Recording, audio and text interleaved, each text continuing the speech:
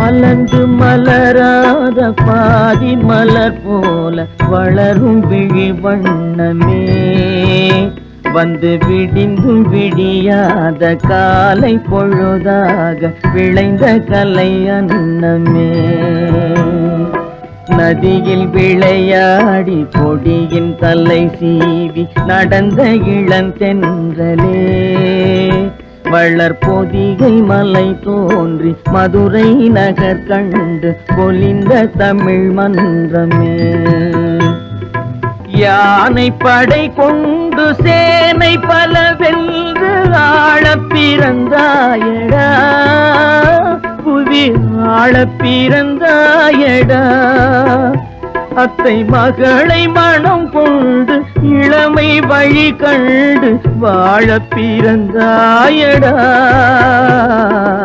வாழப்